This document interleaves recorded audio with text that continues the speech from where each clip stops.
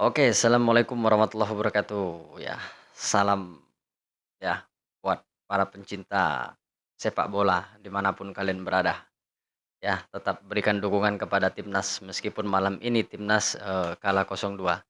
Tapi bukan itu yang akan kita bahas di kesempatan kali ini ya. Kita akan melihat sebuah video ya, di mana di video ini sudah merangkum daripada keputusan-keputusan wasit yang ada kontroversinya, gitu loh. Jadi kita sama-sama melihat ya, seperti apa, keputusan-keputusan wasit ini, nanti teman-teman bisa tulis di kolom komentar apakah keputusan wasit ini sudah bagus atau memang ada indikasi kecurangan ataupun segala macam. Karena di sini itu, eee, banyak kalau menurut saya secara pribadi banyak keputusan-keputusan yang, memang tidak masuk akal gitu loh ya. Dikit-dikit pelanggaran, dikit-dikit lagi, ya namanya juga permainan gitu loh ya, adu fisik segala macam sedikit-sedikit itu hal yang biasa. Tapi di sini itu ada yang inilah ya, ada yang, membuat timnas Indonesia ini merasa dirugikan gitu loh ya, merasa dirugikan dengan keputusan-keputusan wasit. Oke, ini dia videonya, kita sama-sama melihat di sini. Oke, langsung saja gitu loh, kita sama-sama nonton di sini, kita sama-sama, eee, nanti silakan teman-teman tulis di kolom komentar ya.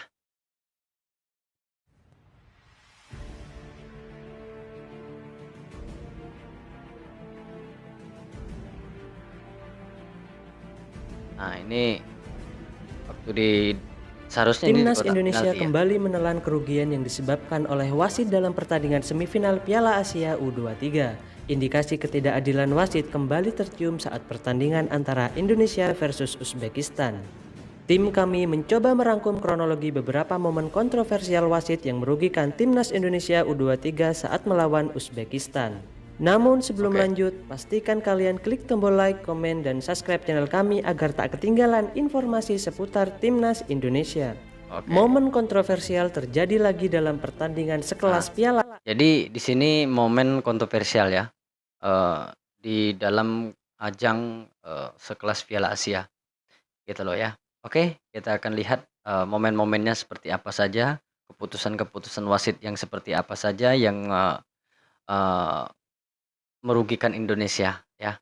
Sama-sama melihat karena aduh, saya tadi sampai menangis guys ya, melihat Garuda Muda harus, dipukul 0-2 oleh apa namanya, Uzbekistan ya, nyebutin namanya aja belibet gitu loh ya. Piala Asia, dan itu lagi-lagi merugikan timnas Indonesia. Dalangnya kali ini sama, sang pengadil lapangan yaitu sang maha adil wasit.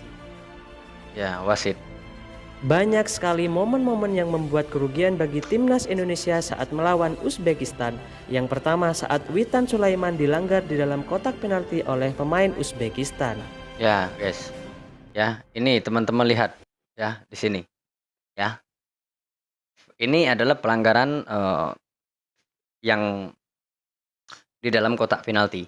Ya ini tadi pas, saya menonton, ini saya pastikan itu penalti gitu loh ya, dan itu dilanggarnya di kotak penalti, tapi wasit memberikan keputusan itu di luar kotak penalti. Dan yang lebih lucunya lagi gitu loh, itu tidak dianggap pelanggaran, malah Witan yang mendapatkan pelanggaran, jadi dianggap diving. Awalnya, Indonesia mendapat hadiah tendangan bebas, namun setelah mengecek VAR, Witan justru diberi kartu kuning karena Iya, dianggap melakukan diving. Hal nah, itu tentu merugikan. jadi Witan dijatuhkan di kotak penalti dan itu dianggap oleh wasit, ya oleh wasit itu, eee, diving. Jadi akhirnya, Witan mendapatkan kartu kuning, sedangkan itu keputusan wasit yang saat itu memandu, jalannya pertandingan, ya, pengadil di dalam pertandingan, itu sudah menentukan, titik untuk dijadikannya pelanggaran tersebut gitu loh. Tapi sayangnya gitu loh ya, ada pengadil yang kedua gitu kan, yang bilang bahwasannya itu adalah diving, gitu loh. Akhirnya Witan diberikan kartu kuning dan pelanggaran itu tidak ya tendangan bebas itu akhirnya loss gitu, guys, ya. Itu satu, ya. Loss pokoknya, tendangan bebas itu nggak jadi dilangsungkan, gitu loh. Itu adalah sebuah kerugian untuk Indonesia. Oke, kita lanjut lagi. Kan timnas U23 yang membutuhkan gol untuk melaju ke babak final. Momen kedua, tentu saat gol Muhammad Ferrari dianulir oleh wasit karena Oh, dianggap yang terlebih kedua dahulu gol terjadi Ferrari. offside oleh wasit VAR. Awalnya, sang pengadil lapangan mengesahkan gol Ferrari, namun wasit VAR membatalkan gol tersebut. Hal ini membuat mental timnas Indonesia hancur sampai akhirnya timnas Indonesia kebobolan oleh pemain Uzbekistan. Ya, Tentu kejadian semacam ini sangat disayangkan dalam perhelatan sekelas Piala Asia U23. Sintayong memberikan komentar setelah pertandingan. jadi apa, itu dianggap offside, guys, ya. Pertandingan itu, gol itu dianggap offside. Jadi tidak sah gitu, gitu ya. Tapi ya itulah namanya bola gitu, guys, ya, bermain gitu ya. Kita Indonesia ini udah sering gitu ya, udah sering bermain itu melawan wasit itu udah sering gitu loh ya. Oke, kita lanjutkan. Seperti apa pernyataan Sintayong di sini? Sesungguhnya Indonesia melawan wasit, bukan melawan Uzbekistan. Tutup Sintayong dan tidak berbicara panjang lebar setelah pertandingan. Kapan kekecewaan Rafael Struijk setelah dirinya tak bisa membela timnas Indonesia saat melawan Uzbekistan dalam semifinal Piala Asia Ya, U23?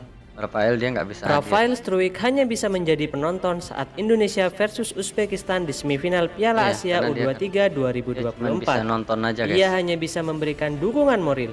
Struijk tidak bisa tampil karena akumulasi kartu kuning Iya, yang membuatnya harus menepi untuk satu laga. akumulasi kartu kuning, guys. Ini nggak bisa tampil dia. Tapi itulah, guys, ya.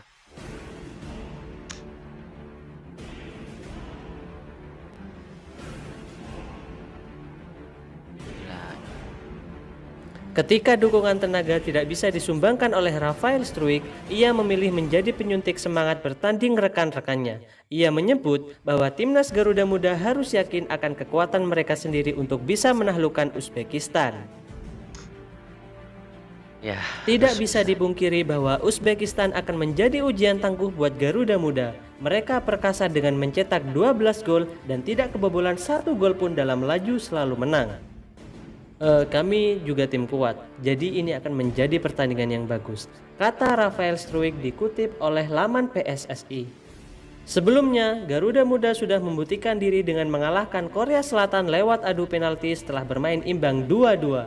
Sebelum jumpa Indonesia, Korsel juga belum pernah kebobolan.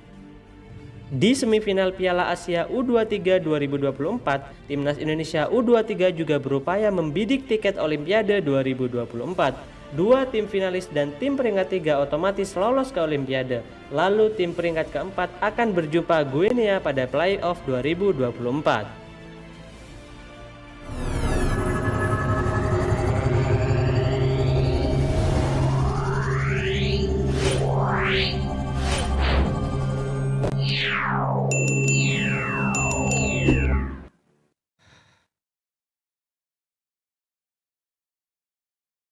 ya, guys, jadi seperti itu, guys, ya.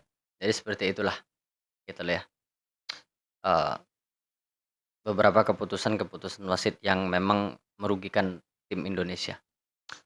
Oke, dukung terus Garuda Muda untuk terus melaju ke depannya karena masih ada harapan untuk kita bisa lolos ke Olimpiade ya. Pokoknya timnas Garuda Muda ini luar biasa gitu ya. Oke, segitu aja dulu ya. Saya Rehi wabillahi taufiq hidayah. Assalamualaikum warahmatullahi wabarakatuh. Semangat.